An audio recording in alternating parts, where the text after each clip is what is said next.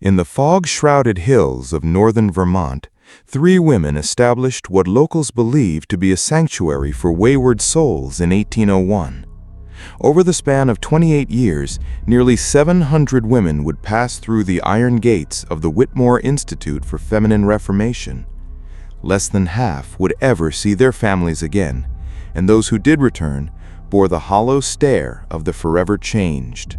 Hidden within the Massachusetts Historical Society lies testimony from a lone escapee so harrowing that authorities kept it sealed for more than a century. Tonight, the Holloway Archives unveils the sinister truth behind the marble walls of what history remembers as the Whitmore Institute. Before we delve deeper into this tale of calculated horror, understand that the Holloway Archives exists for those who seek the buried truths of American history. If you possess the fortitude to confront the shadows that shaped our nation's past, join our community of truth seekers by subscribing and sharing your location in the comments below. Together, we uncover what was meant to remain hidden forever. What makes this chronicle particularly disturbing is not the presence of religious extremism or supernatural elements, but rather the methodical application of primitive science in service of societal control. Behind a veneer of progressive medical treatment, three individuals conducted experiments that would later be recognized as crimes against humanity. In the early 1800s, the Green Mountain Territory of Vermont remained largely untamed wilderness, where isolated communities battled both harsh winters and societal pressures. The village of Cavendish, with its population of fewer than 400 souls, served as a way station for merchants traveling between Boston and Montreal. 20 miles north, accessible only by a treacherous mountain path marked by indigenous hunting signs, lay a tract of land that would become synonymous with unspeakable experiments. The Whitmore sisters arrived in Cavendish during a bitter November snowstorm in 1801. Their horse-drawn carriage, laden with peculiar wooden crates and what appeared to be medical apparatus, immediately drew attention from the village's curious residents. Dr. Evangeline Whitmore emerged first, a commanding woman in her late 30s with steel-gray hair and piercing blue eyes that seemed to catalog every detail of her new surroundings.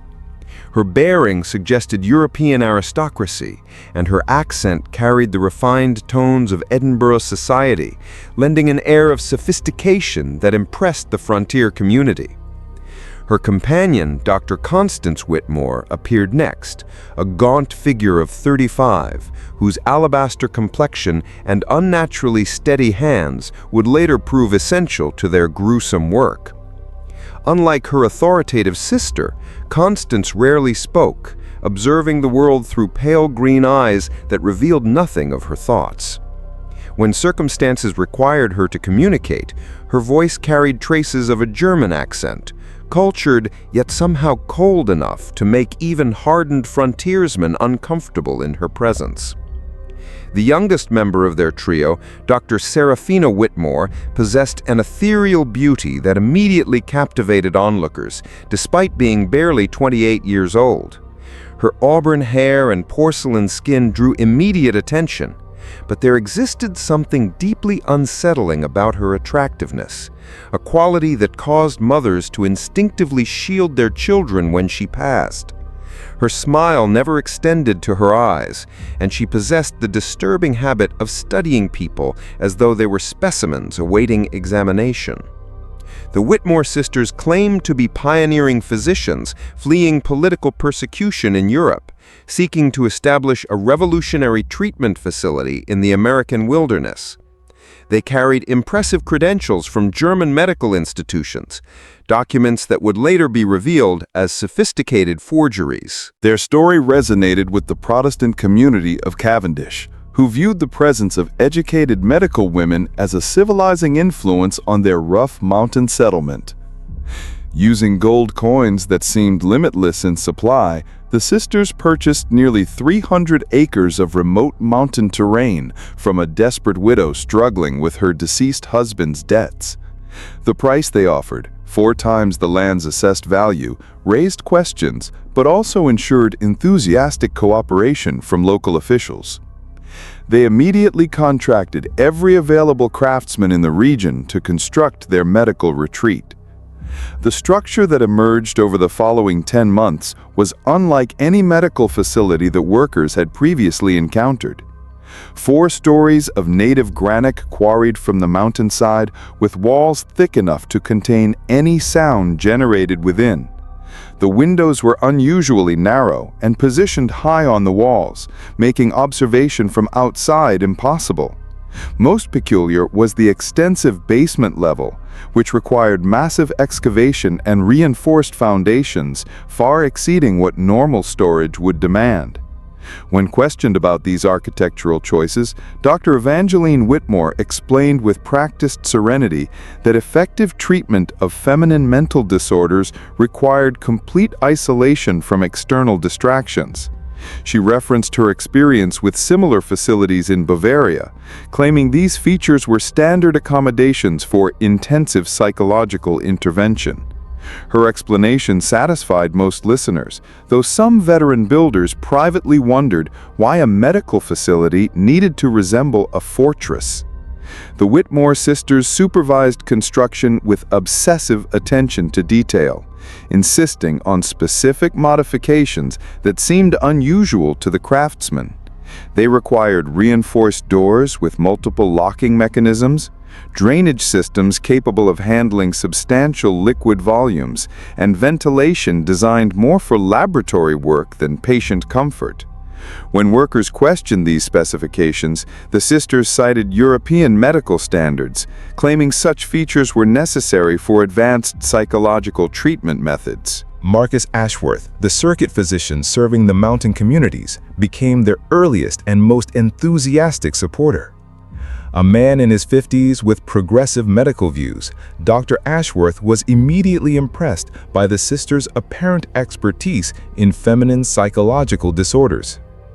During their initial consultation, he marveled at their sophisticated understanding of conditions that most physicians barely recognized. These women possess remarkable insight into the nature of feminine hysteria and nervous disorders, he recorded in his journal. Their methodologies, while unconventional, are founded upon sound medical principles that I believe are decades ahead of current American practice. They speak of addressing root psychological causes rather than merely managing symptoms. What Dr. Ashworth didn't document in his official records was the private arrangement he negotiated with Dr. Evangeline Whitmore regarding their professional collaboration. In exchange for referring difficult cases to the Institute and providing medical supplies through his connections, Dr. Ashworth would receive substantial monthly compensation and access to detailed case documentation that could advance his own medical reputation. For a physician struggling to establish himself in frontier territory, it represented an opportunity too valuable to decline. The Institute's reputation spread throughout New England with remarkable velocity.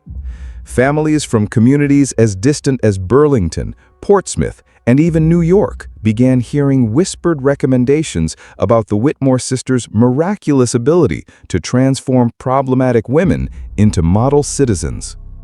The fees were substantial: $30 silver for monthly treatment, $75 for quarterly intervention, and $150 for what they termed complete psychological reconstruction. For desperate families dealing with scandalous daughters or hysterical wives, it seemed reasonable compensation for restoring peace and respectability. The categories of women committed to the Whitmore Institute reflected the social anxieties of early 19th century America. Unmarried mothers who refused to identify their lovers arrived alongside wives who had publicly challenged their husband's authority. Daughters who rejected arranged marriages were delivered to the same facility that received women displaying excessive interest in literature or political affairs. The common element was defiance. Women who had somehow transgressed the narrow boundaries of acceptable feminine behavior. Religious conflicts of the era also contributed to the Institute's clientele. Calvinist families occasionally committed daughters who had shown interest in Methodist or Baptist teachings, while Anglican families disposed of daughters attracted to the emotional intensity of evangelical revivals. The Whitmore sisters accepted patients from all denominations with equal enthusiasm, claiming their methods transcended sectarian differences through universal principles of psychological science. The first indication that something was fundamentally wrong at the Whitmore Institute emerged on a frigid January night in 1806 when young Samuel Porter was tracking wounded game through the snow-laden forest surrounding the mysterious facility. The 22-year-old hunter had been following blood trails for hours when unusual sounds drew his attention toward the granite building that loomed dark against the winter landscape. Samuel had spent his entire life in these mountains and recognized every natural sound: the crack of ice-laden branches, the distant howl of mountain cats, the whisper of wind through pine forests. But what reached his ears that night was profoundly different and unmistakably human. Through the snow-heavy air came screaming that rose and fell in terrible waves, sometimes subsiding to desperate whimpers before exploding again into raw expressions of agony that made his blood freeze. Abandoning his wounded prey, Samuel crept closer to the Institute, his heart racing as the horrific sounds intensified. The building appeared completely dark from outside, but as he circled toward the rear, he noticed a dim glow emanating from basement windows, partially concealed by snow accumulation. The screaming grew more intense as he approached, accompanied by other sounds: the clink of metal instruments, urgent whispered discussions, and something that sounded disturbingly like sawing. Through a partially frosted basement window, Samuel witnessed a scene that would torment him for the remainder of his life. The basement had been converted into what resembled a surgical amphitheater, brilliantly illuminated by dozens of oil lamps that cast dancing shadows across granite walls. A woman was secured to a wooden examination table with leather restraints, her head immobilized by a metal apparatus that appeared more suitable for torture than medical treatment. Dr. Constance Whitmore stood over the restrained patient, her normally pale face flushed with concentration as she manipulated what appeared to be a thin metal probe. The patient's head was partially shaved, revealing scalp marked with dark lines drawn in ink. Most horrifying of all, there was clearly an opening in the woman's skull. Samuel could see the gleam of exposed bone and something darker underneath that he realized with sickening horror was brain tissue. The screaming woman's eyes were wide with terror and pain, but what made the scene even more nightmarish was the clinical detachment of her tormentors. Dr. Evangeline Whitmore stood nearby with a leather-bound notebook, calmly recording observations as though documenting routine medical procedures. Dr. Seraphina Whitmore held additional instruments, passing them to her sister with the practiced efficiency of an experienced surgical assistant. Samuel watched in frozen terror as Dr. Constance inserted the metal probe deeper into the woman's skull. The screaming reached a crescendo that seemed to shake the granite foundations, then suddenly ceased as the patient lost consciousness. The sisters continued their work with methodical precision, apparently untroubled by their patient's unresponsive state. Unable to witness more, Samuel fled into the night, stumbling through snowdrifts in blind panic. The image of that basement chamber burned itself into his memory. The casual efficiency of the procedures, the scientific detachment of the perpetrators, and most terrifying of all, the realization that this was clearly not the first time such horrors had occurred within those granite walls. When Samuel reached town the following morning, he burst into his father's carpentry shop, describing torture chambers and brain surgery with such frantic intensity that the elder porter feared his son had suffered psychological breakdown from exposure and stress. The older man, who valued community stability above all else, listened with growing alarm as Samuel described scenes that seemed drawn from Gothic novels rather than reality. "Samuel," his father said carefully, "you were hunting alone in a blizzard after tracking wounded game for hours. The mind can conjure terrible visions under such circumstances. Perhaps what you witnessed was simply a medical procedure of some kind. The sisters are known to treat various feminine ailments that require delicate intervention." But Samuel's description was too detailed and specific to be dismissed as hallucination or misunderstanding.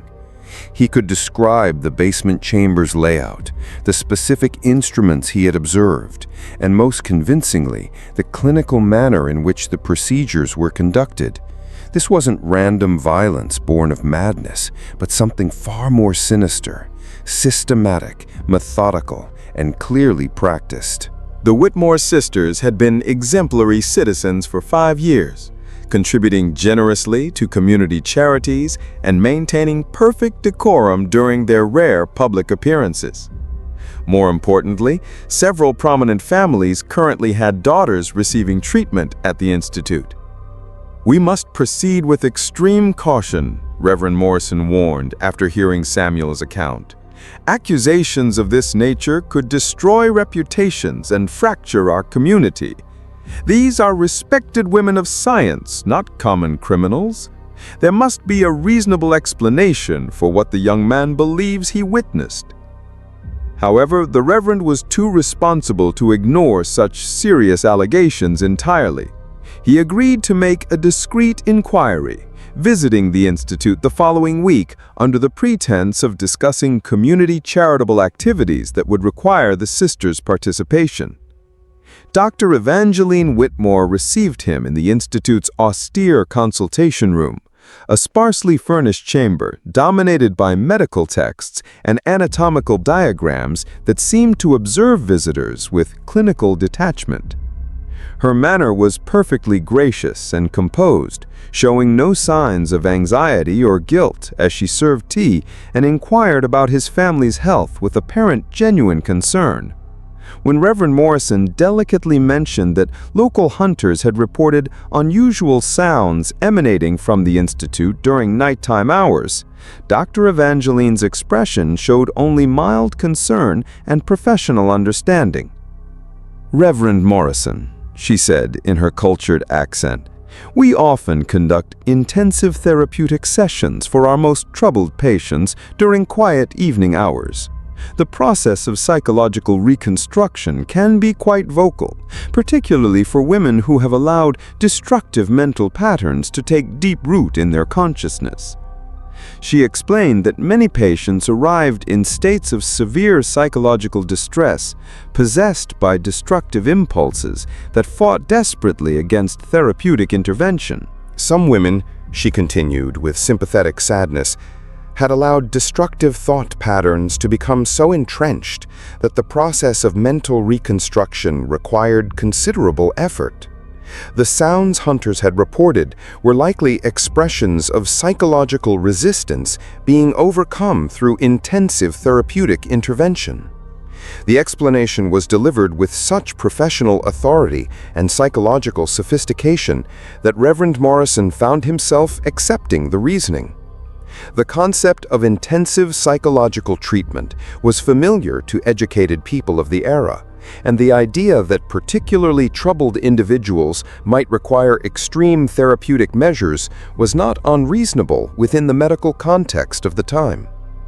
Dr. Evangeline then offered to conduct a tour of the Institute's upper levels, leading him through clean dormitory rooms where several women sat in quiet contemplation.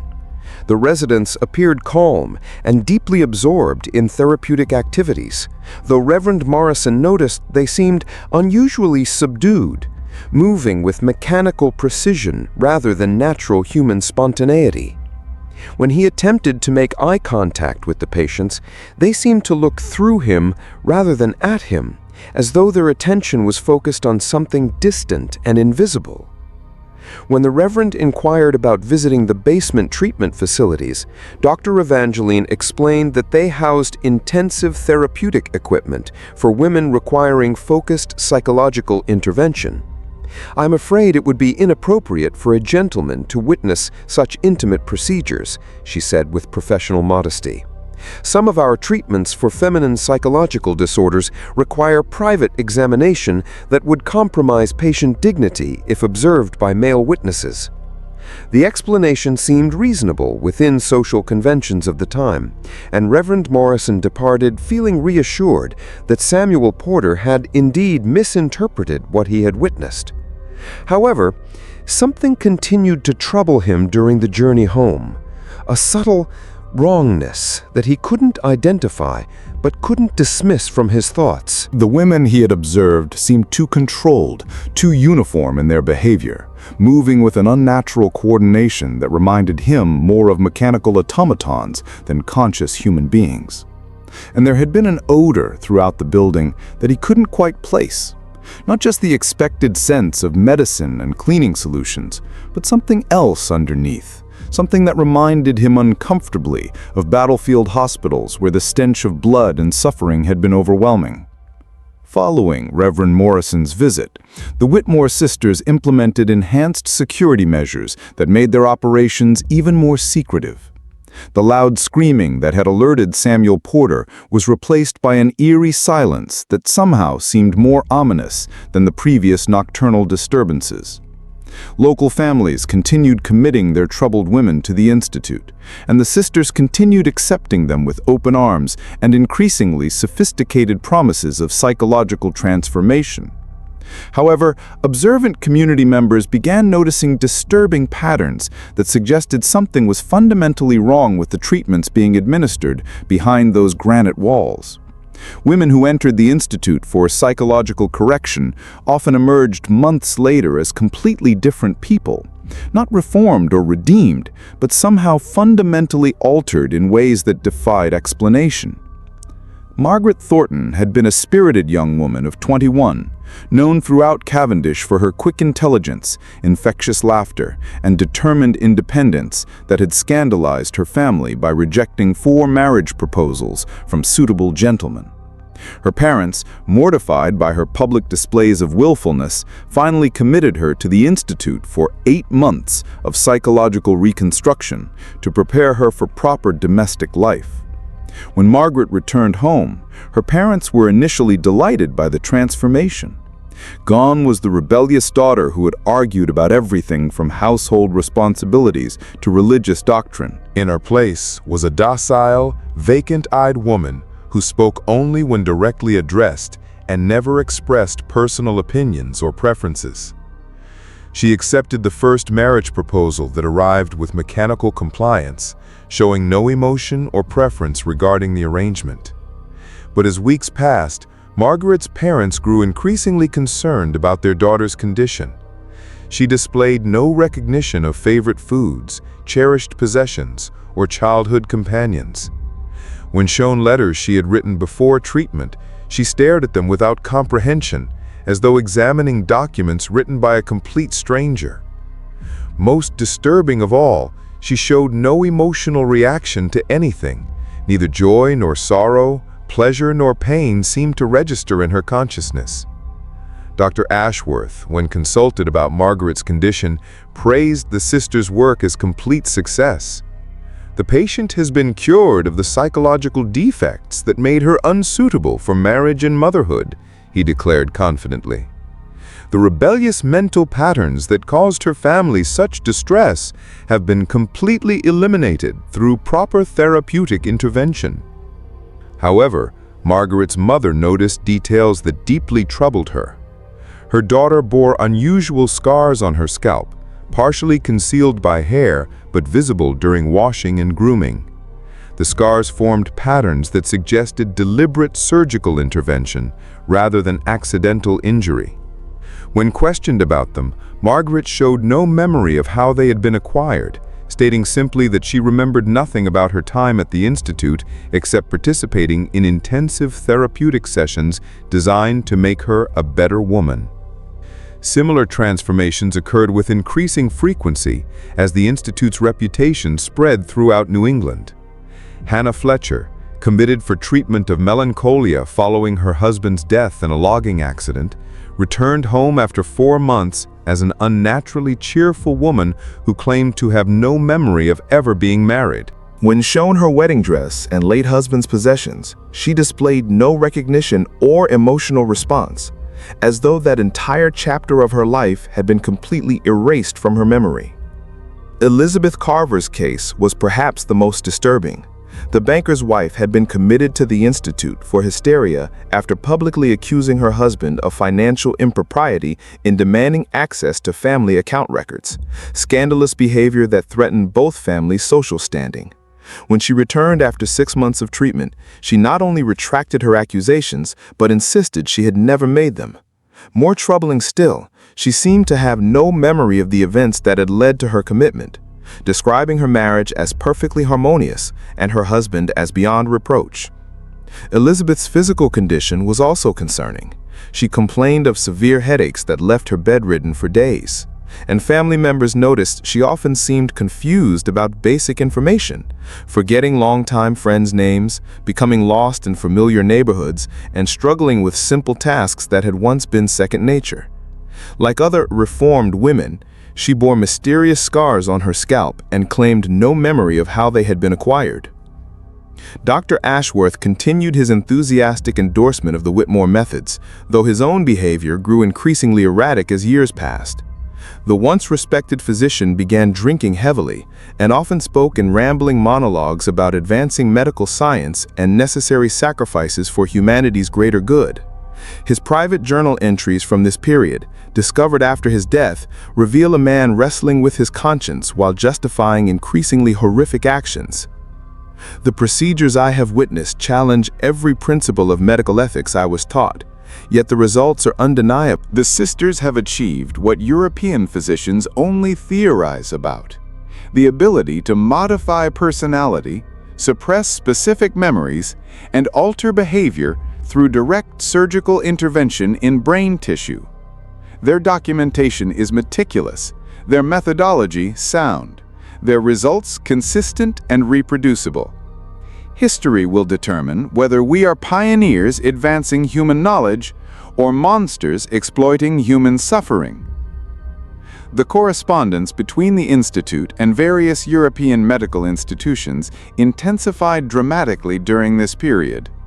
Local postal workers, though sworn to confidentiality through generous payments, couldn't help but notice the enormous volume of packages and letters bearing foreign addresses. The Whitmore sisters were receiving regular shipments of medical texts, surgical instruments, and chemical compounds, while dispatching detailed reports in what appeared to be preserved biological specimens. Dr. Evangeline began making monthly journeys to Burlington and Boston, always returning with crates of supplies and equipment requiring careful handling. She explained to curious locals that the Institute was pioneering revolutionary treatments for feminine psychological disorders, combining traditional therapeutic methods with cutting-edge advances in European medical science. Her professional manner and obvious education made these explanations seem credible to a community that valued both scientific progress and therapeutic innovation. But some residents remained deeply suspicious of the changes they observed in the Institute's patients. Martha Goodwin, whose daughter Rebecca had undergone treatment and returned fundamentally altered, began quietly questioning other families about their experiences. She discovered a disturbing pattern. None of the women who had received intensive treatment in the basement facilities could remember anything about their time at the Institute except fragments of therapeutic sessions and psychological exercises. Martha's investigation revealed another troubling fact. Several women had simply never returned from the Institute at all. When families inquired about their missing daughters or wives, The Whitmore sisters claimed these women had experienced such profound psychological breakthroughs that they had chosen to remain as permanent research subjects, dedicating their lives to advancing medical understanding of feminine mental disorders. However, families who requested to visit these supposed research volunteers were politely but firmly refused, told that the women had committed to strict protocols of isolation and study that prohibited contact with their former lives. The mystery deepened when Martha learned that the Institute was accepting women from increasingly distant locations. Wealthy families from Boston, New York, Philadelphia, and even Charleston were sending their most problematic daughters to the remote Vermont facility, apparently willing to pay substantial fees and travel great distances for the promise of complete psychological transformation. The costs had risen accordingly. The sisters now charged up to $800 for what they termed comprehensive psychological reconstruction, a process that typically required 8 months and guaranteed permanent elimination of all undesirable mental patterns and behavioral tendencies. As the Institute entered its second decade of operation, the Whitmore sisters had established themselves as recognized authorities on feminine psychological disorders throughout the medical communities of both America and Europe. Their carefully crafted reputation attracted attention from some of the most prominent physicians and researchers of the era, men fascinated by the detailed case studies and remarkable success rates documented in the sisters' regular correspondence with medical institutions. Dr. Jonathan Pemberton of Yale Medical School became one of their most dedicated correspondents, maintaining regular exchange of letters that lasted over 12 years. In his communications, preserved in Yale's archives, he expressed amazement at the sophistication of their research. "Your documentation of psychological modification techniques surpasses anything I have encountered in contemporary European literature. The precision with which you correlate specific therapeutic interventions with predictable personality changes suggests understanding that our profession will not achieve for decades." What Dr. Pemberton didn't realize was that he was reading clinical descriptions of procedures that would later be recognized as primitive forms of lobotomy, trepanation, and systematic brain damage. The Whitmore sisters had developed sophisticated understanding of cranial anatomy and brain function through years of unrestricted experimentation on human subjects, accumulating knowledge that legitimate researchers could only theorize about based on animal studies and post-mortem examinations. The sisters' research methodology was disturbingly thorough. They maintained detailed records of each patient's personality traits, behavioral patterns, and psychological characteristics before treatment, then documented every aspect of their experimental procedures with scientific precision. Post-treatment observations track changes in memory, personality, cognitive function, and behavior with the same meticulous attention to detail that characterized legitimate medical research. Their surgical techniques evolved significantly during this period. Dr. Constance had become remarkably skilled at what she termed targeted cranial intervention, developing methods for accessing specific brain regions through carefully calculated entry points. Her detailed anatomical drawings, discovered decades later, showed various approaches to different brain structures with precise measurements and angles that demonstrated sophisticated understanding of cranial anatomy. The procedures themselves were conducted with clinical detachment that made them even more horrifying. Patients were typically sedated with laudanum or other opiates, but not enough to eliminate consciousness entirely. The sisters needed their subjects to remain responsive so they could monitor the effects of their interventions in real time. They would ask questions, give commands, and observe changes in behavior as they manipulated different brain regions with their instruments. Dr. Serafina had evolved into the group's expert on what they called psychological conditioning and behavioral reconstruction. She developed elaborate protocols for reinforcing the effects of surgical procedures through carefully designed programs of reward and punishment, sensory manipulation, and psychological pressure. Her methods included controlled nutrition, sleep deprivation, temperature extremes, and social isolation, all calibrated to break down existing personality structures and rebuild them according to desired specifications. The sisters also pioneered what they termed research volunteers, typically destitute women with no family connections who were offered food, shelter, and modest compensation in exchange for participating in experimental treatments designed to advance medical understanding of the feminine mind. These women, often prostitutes, vagrants, or widows with no means of support, provided the sisters with test subjects for their most experimental procedures. The documentation from these experiments, later discovered in hidden archives throughout the Institute, reveals a systematic approach to human experimentation that was both methodical and horrifying. The sisters recorded precise measurements of skull dimensions, detailed descriptions of brain tissue reactions to various stimuli, and careful observations of the relationship between specific surgical interventions and behavioral changes. They also maintained extensive correspondence with researchers throughout Europe and America, selling their findings to medical institutions that were unable or unwilling to conduct such studies themselves. The letters reveal a thriving black market in human experimentation data, with the Whitmore sisters serving as primary suppliers of information that couldn't be obtained through legitimate research methods. Dr. Heinrich Vogel of the University of Vienna became one of their most lucrative customers, paying substantial sums for detailed documentation of personality modification through surgical intervention. His letters, intercepted decades later by authorities, specifically requested information about procedures for eliminating specific memories, reducing emotional responsiveness, and creating what he termed compliant behavioral states in female subjects.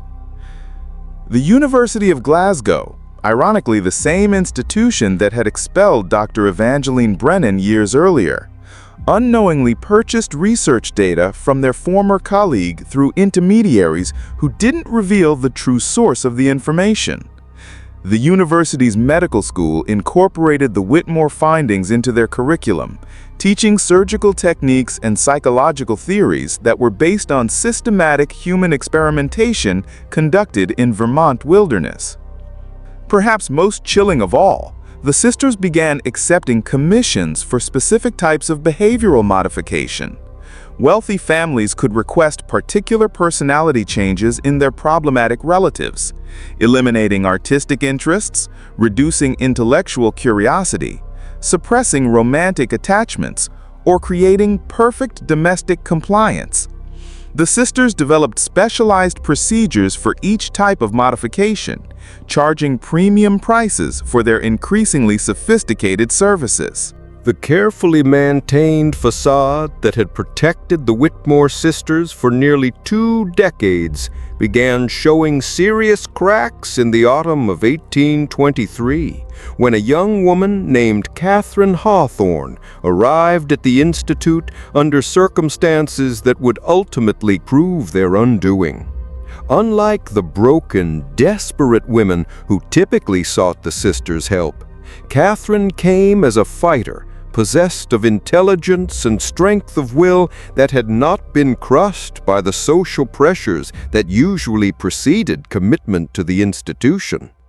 Catherine's transgression was having challenged her father's business practices in public, questioning the ethics of his trading relationships with indigenous communities, and demanding transparency in family financial affairs.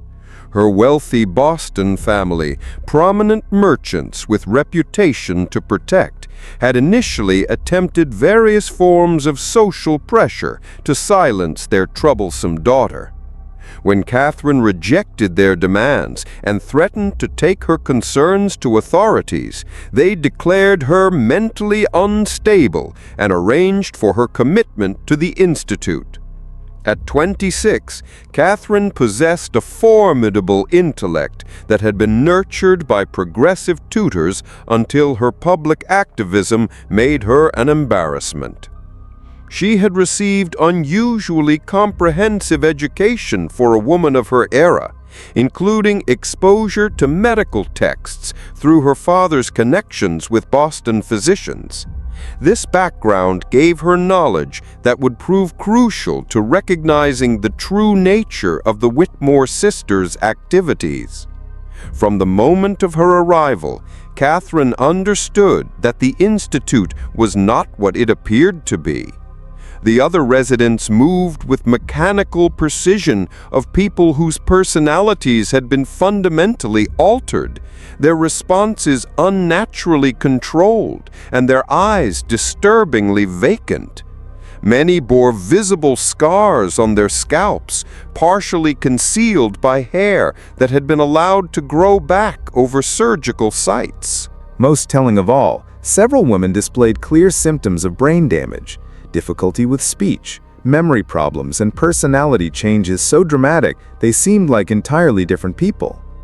Catherine's medical knowledge allowed her to recognize these symptoms for what they were, the results of deliberate surgical intervention in brain tissue.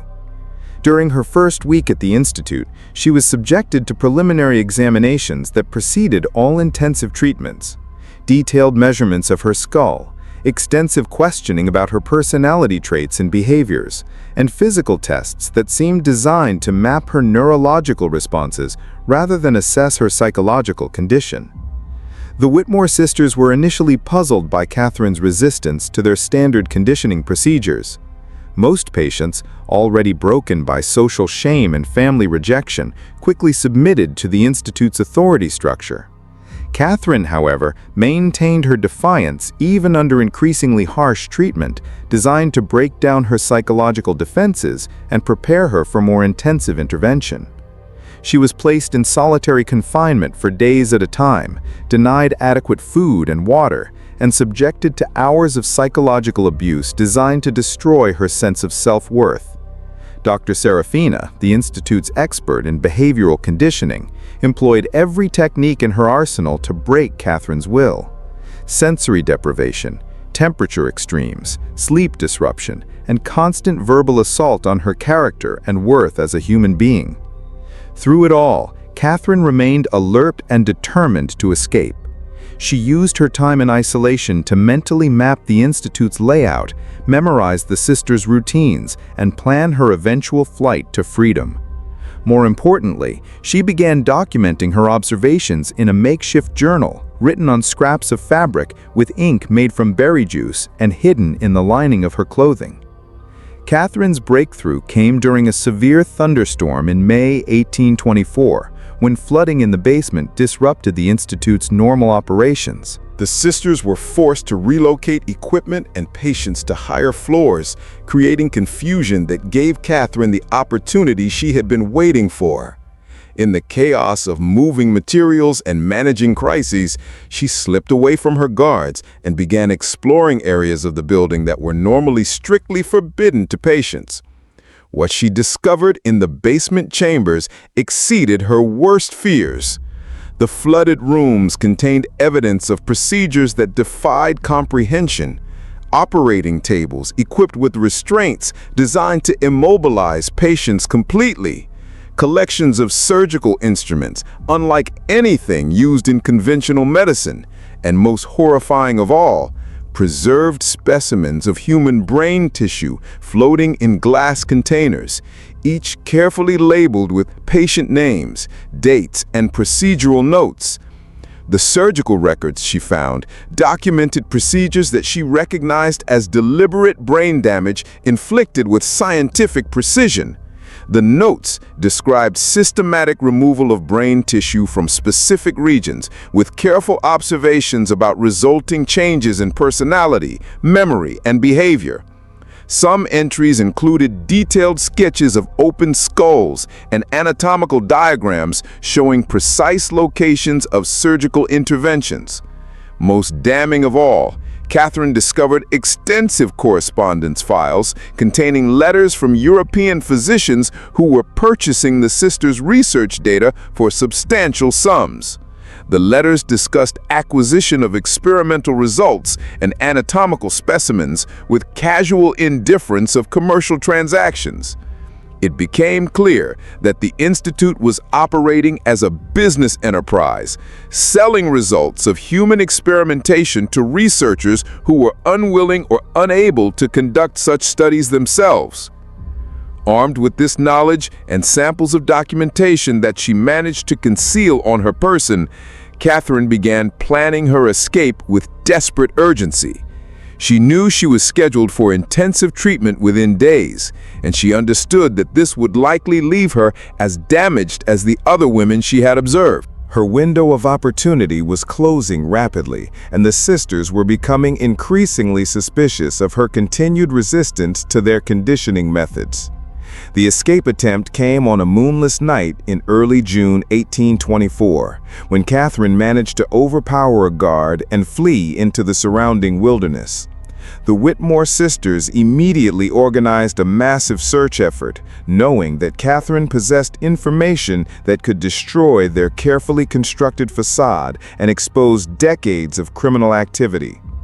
For 4 harrowing days, she evaded capture while making her way through mountain wilderness toward the nearest settlement, surviving on stream water and whatever edible plants she could identify. The sisters' pursuit was relentless and well organized. They knew the terrain intimately and had the resources to mount a comprehensive manhunt that included local men hired under pretense of searching for mentally disturbed women who might harm herself. Catherine could hear her pursuers throughout her flight, their calls echoing through the mountains as they systematically searched every possible hiding place. On the 3rd night of her escape, she was nearly recaptured when she stumbled into a search party while seeking shelter from a sudden rainstorm. Only quick thinking and intimate knowledge of mountain terrain gained during childhood visits to her grandfather's logging operations allowed her to evade detection. She spent the remainder of that night hiding in a hollow log, listening to her pursuers search the area around her hiding place. By the 4th day, Catherine's physical condition was deteriorating rapidly. She was dehydrated, exhausted, and suffering from exposure to harsh mountain weather. Her feet were bleeding from walking barefoot over rough terrain, and she was beginning to show signs of hypothermia. But her determination to reach safety and expose the Whitmore sisters' crimes drove her forward despite her body's protests. The breakthrough came when she encountered a trapper named Josiah Adams who was checking his lines in early morning hours. Initially suspicious of this wild-looking woman emerging from the forest, Josiah's attitude changed dramatically when Catherine began describing specific details about the Institute that only someone with inside knowledge could know. Her desperation was genuine, her injuries were real, and her story was too detailed and consistent to be product of mental illness. Josiah provided Catherine with food, warm clothing, and most importantly, safe passage to Sheriff's office in Cavendish. But even as they traveled together, Catherine remained terrified that the Whitmore sisters would find her before she could tell her story to authorities. She had seen enough of their operations to know they had resources and connections that extended far beyond their isolated institute. When Catherine Hawthorne finally reached Sheriff Daniel Morrison's office in Cavendish on June 12, 1824, her appearance and extraordinary claims initially met with the same skepticism that had greeted Samuel Porter's account 18 years earlier. Sheriff Morrison, practical man who prided himself on level-headed judgment, assumed he was confronting another victim of wilderness exposure and psychological breakdown. Catherine's story of systematic human experimentation seemed too fantastic to be credible, too horrific to be real. However, several factors distinguished Catherine's testimony from typical accounts of disturbed individuals. First, her detailed knowledge of the Institute's interior layout matched information that had never been made public. She could describe not only general structure of the building, but specific details about basement chambers, arrangement of equipment, and locations of hidden storage areas that only someone with extensive inside access could know. More importantly, Catherine had managed to steal several crucial documents during her escape: surgical notes, correspondence with European medical institutions, and patient records that provided concrete evidence of the Whitmore sisters' activities. These documents, written in clinical language but describing procedures that would be considered war crimes by modern standards, left no doubt about the systematic nature of horrors being conducted at the Institute. The first document was a surgical log covering procedures performed on 31 different women over a course of 10 months. The entries were written with scientific precision, documenting operations that involved drilling holes in patients' skulls and inserting various implements to damage or remove specific brain tissues. Each entry included detailed preoperative personality assessments, surgical notes describing exact procedures performed, and postoperative observations tracking changes in behavior, memory, and cognitive function. One particularly disturbing entry described the case of Sarah Whitfield, a 22-year-old woman who had been committed for excessive intellectual curiosity deemed inappropriate for her gender. The surgical notes documented a procedure designed to damage brain regions associated with learning and abstract reasoning, with the stated goal of reducing the patient's compulsive interest in philosophical discussions while preserving basic domestic capabilities. The postoperative observations showed the horrific success of the procedure. Sarah's personality had been fundamentally altered. Her love of learning was completely eliminated, her vocabulary dramatically reduced, and her ability to engage in complex reasoning severely impaired. The notes concluded with satisfaction that the patient now displays appropriate feminine docility and shows no interest in activities beyond basic household management. The second document was even more damning, a detailed correspondence file containing letters from Dr. Wilhelm Richter of the University of Berlin negotiating the purchase of cranial intervention research data for the sum of 6,000 Prussian thalers. The letters specifically requested documentation of techniques for eliminating unwanted memories and personality traits through surgical modification of brain structure. Dr. Richter's correspondence revealed the existence of an international network of researchers who were purchasing human experimentation data from the Whitmore sisters. Universities in Munich, Copenhagen, and Amsterdam were all receiving regular reports detailing results of procedures that would be banned under any civilized legal system. The sisters were essentially operating as commercial suppliers of information that legitimate researchers couldn't obtain through ethical means. The third document was perhaps the most horrifying, a patient registry listing over 700 women who had been processed through the Institute's various programs since 1801. The registry was organized by type of treatment received, with detailed annotations describing specific procedures performed on each patient and their ultimate disposition. The majority of entries were marked reconstructed and returned.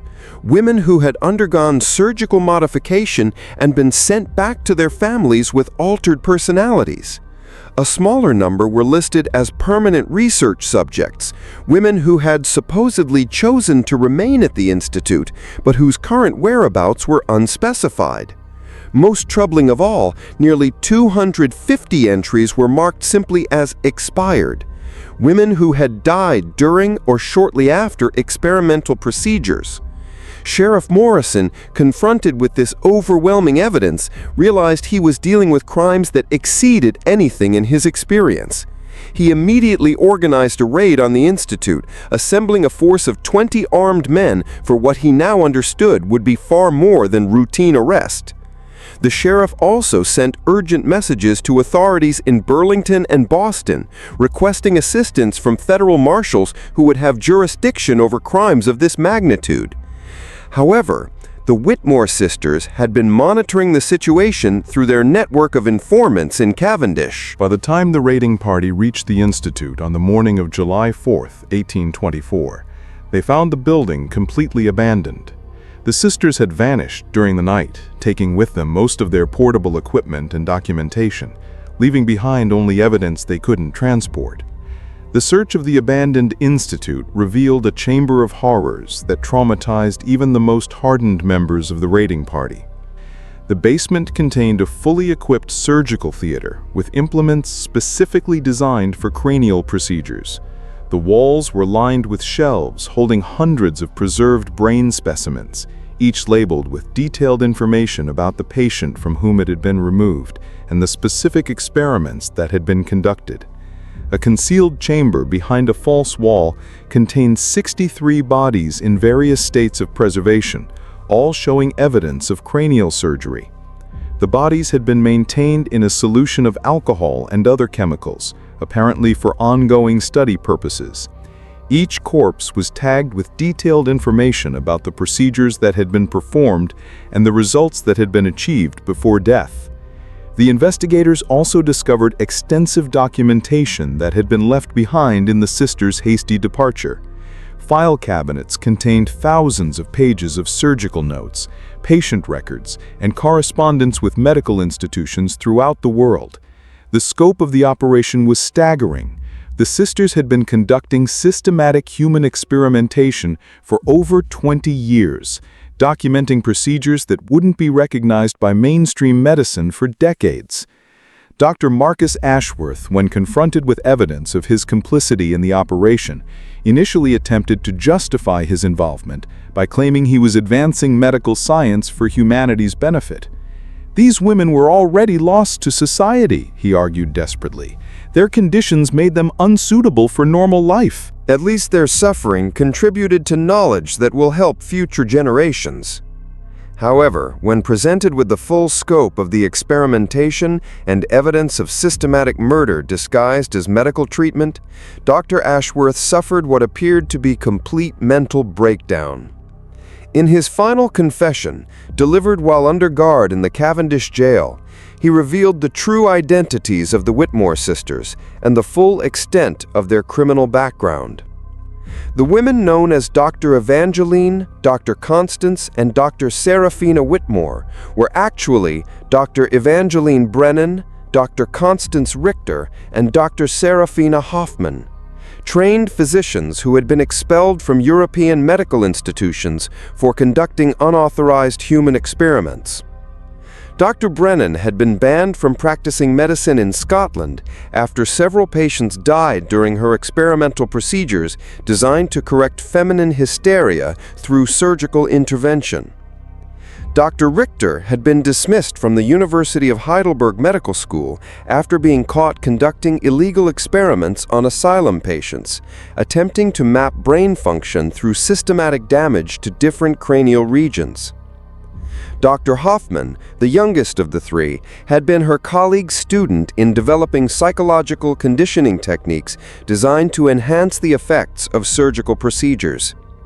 The three women had fled Europe in 1800 and established their false identities as the Whitmore sisters to provide cover for continuing their research in a location where they would be free from medical oversight or legal constraints.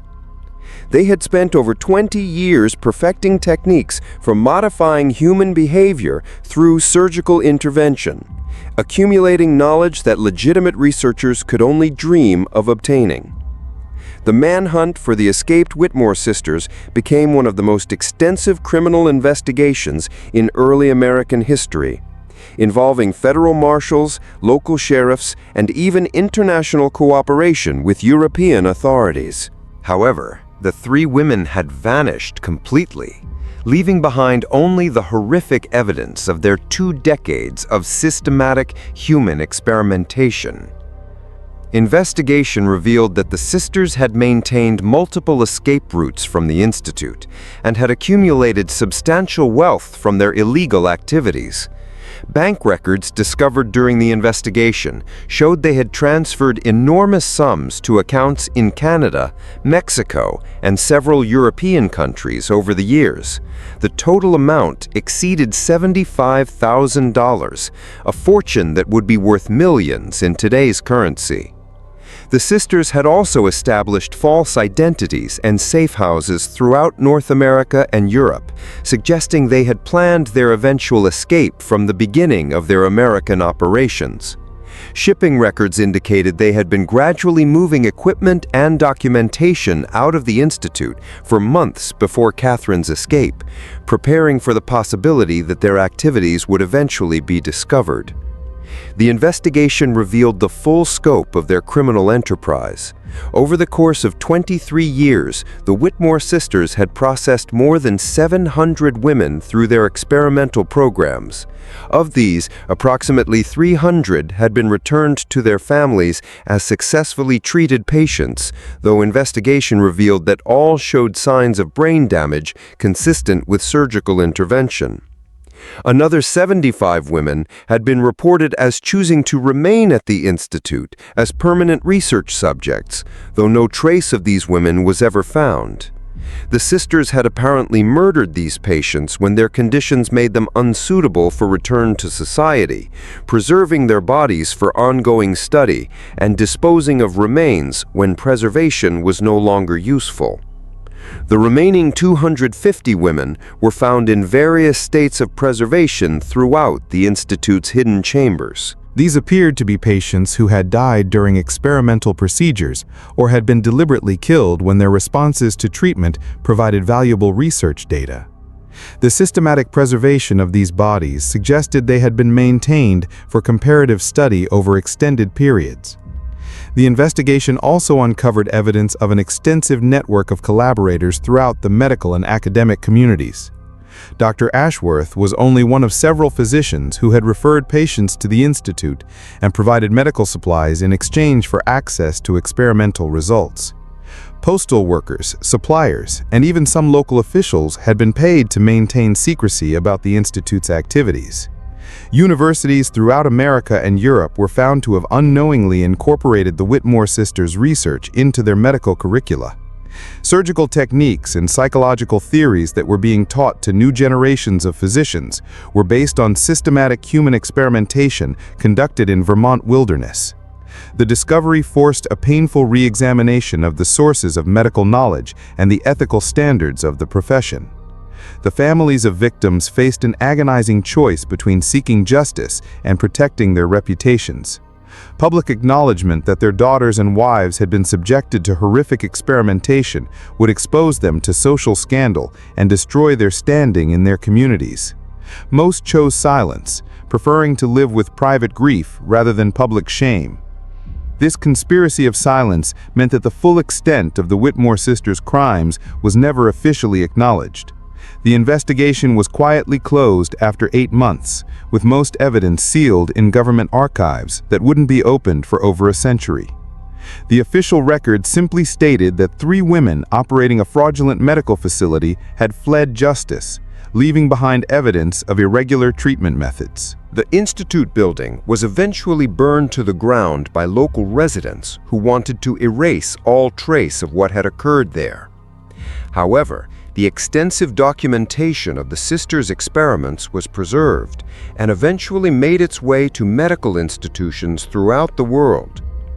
Ironically, research that had been obtained through such horrific means contributed to legitimate advances in understanding brain function and psychological disorders.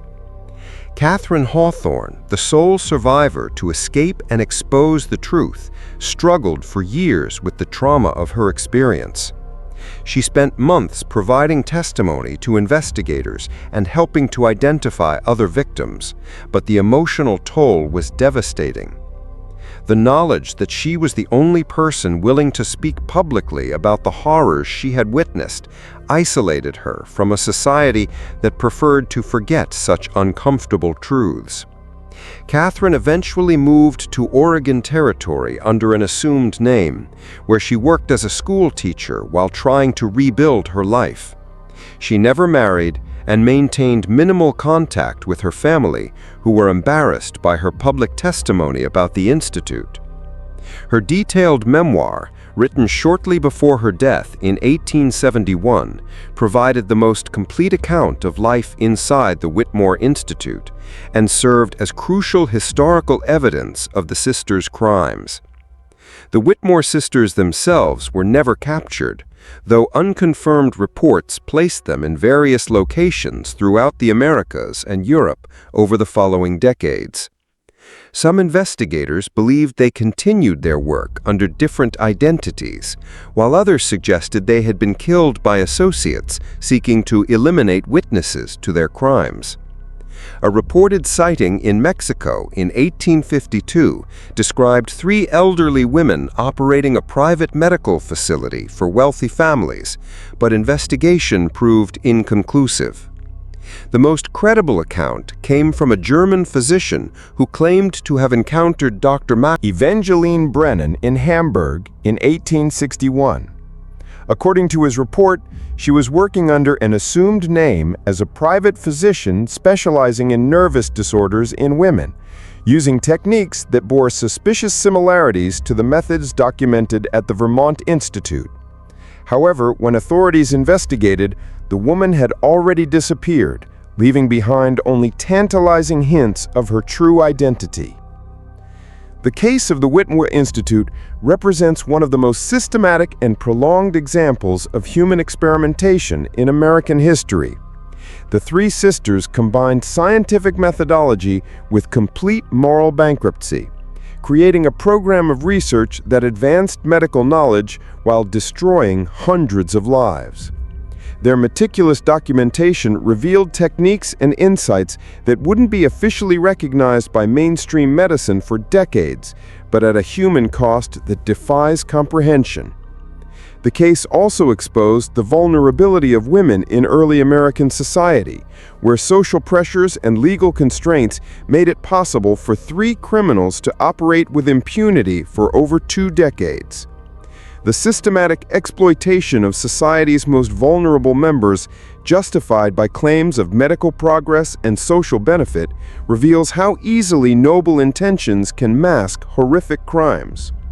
Perhaps most disturbing of all, the conspiracy of silence that followed the sisters' exposure demonstrated society's willingness to suppress uncomfortable truths rather than confront the implications of systematic abuse. The families, medical institutions, and government officials who chose secrecy over justice ensured that the victim's suffering would be forgotten and that similar crimes might occur again. This dark chapter shows us the terrifying potential of unchecked scientific ambition combined with social prejudice against vulnerable populations. The fact that 3 women could operate a systematic program of human experimentation for over 2 decades, with the tacit support of medical professionals and community leaders, reveals how dangerous knowledge can become when pursued without moral constraints or ethical oversight. What makes this story particularly chilling is how the pursuit of knowledge, when divorced from human compassion and ethical responsibility, can lead to atrocities that challenge our understanding of civilized behavior. Could such systematic horrors really have remained hidden for so long in early American society? The evidence suggests that the pursuit of medical advancement, when combined with social prejudices and institutional silence, created conditions where unthinkable crimes could flourish in the shadows of respectability. Do you believe that similar crimes could occur today, hidden behind facades of scientific progress and institutional authority? The shadows of our past hold many secrets that powerful interests tried to bury forever. This has been another investigation from the Holloway Archives, where we refuse to let history's darkest truths remain hidden. If you found this account compelling, subscribe to join our community of truth seekers and share this video with others who dare to confront the uncomfortable realities of our shared past. Leave your thoughts in the comments about this chilling chapter of American history. And remember, the most terrifying monsters often wear the masks of respectability and progress.